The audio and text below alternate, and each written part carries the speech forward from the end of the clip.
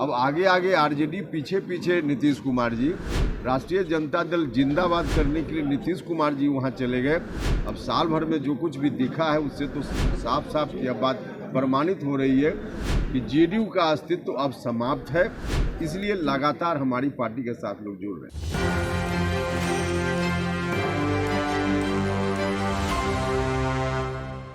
नमस्कार, मैं मनीष और आप देख रहे हैं एक न्यूज़ 24। राष्ट्रीय लोक जनता दल के राष्ट्रीय अध्यक्ष के उपस्थिति में आज मिलन समारोह का आयोजन किया गया। इस दौरान उपेंद्र कुशवाहा ने बिहार सरकार पे हमला बोला है। उन्होंने एक साल महागठबंधन की जो हुई है उसके लेकर भी कटाक्ष किया है और कहा है कि एक साल में लगातार अगर देखा जाए तो अपहरण, लूट की जो मामलाएं हैं वो बढ़ते जा रहे हैं। आइए सुनते हैं उपेंद्र कुशवाहा ने क्या कुछ कहा है। आज बिहार के जो गरीब गुरबा लोग हैं उनकी आशा की प्रतीक के रूप में राष्ट्रीय लोक जनता दल उभर रही है।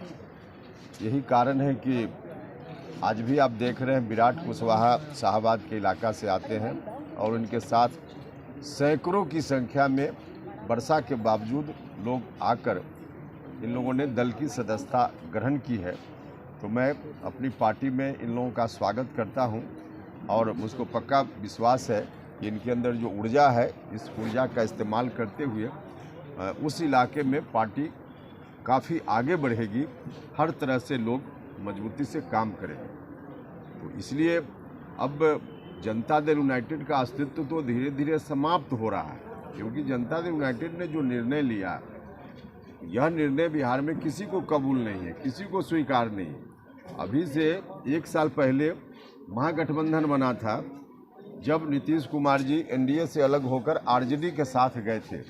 लेकिन आरजेडी के साथ गए उस दिन लगा, बाद में लगा कि आरजेडी के साथ नहीं गए, आरजेडी के पीछे गए। अब आगे आगे आरजेडी, पीछे पीछे नीतीश कुमार जी। राष्ट्रीय जनता दल जिंदाबाद करने के लिए नीतीश कुमार जी वहां चले गए। अब साल भर में जो कुछ भी दिखा है उससे तो साफ साफ यह बात प्रमाणित हो रही है कि जेडीयू का अस्तित्व अब समाप्त है। इसलिए ऐसी परिस्थिति में अब कोई उनके साथ रहने वाला नहीं है, न बिहार की जनता रहने वाली है, न कार्यकर्ता रहने वाले हैं। इसलिए लगातार हमारी पार्टी के साथ लोग जुड़ रहे हैं। एक साल हो गया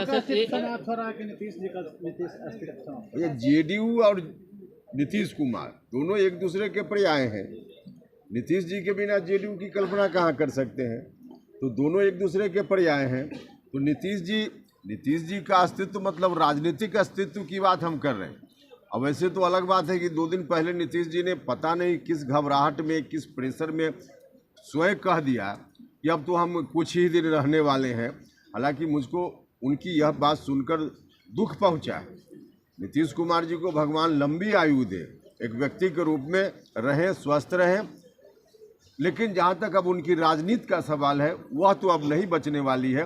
राजनीति उनकी बिल्कुल अवसान पर पहुँच गई। सर, एक साल पूरा होने के बाद पहले ये वादा किया गया था कि भाई हम अगर ज्वाइन करेंगे तेजस्वी जी के द्वारा तो पहले कलम से हम 10 लाख नौकरी देंगे। उसके बाद और भी उस पर हुआ, एक साल बीतने को है।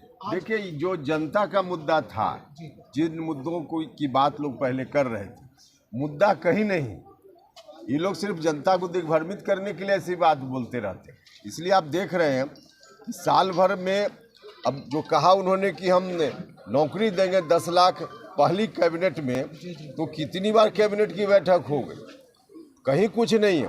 देखिए, इन लोगों का एजेंडा जनता का एजेंडा नहीं है, आरजेडी का एजेंडा है, लालू जी का एजेंडा है कि कैसे उनका बेटा मुख्यमंत्री बन जाए।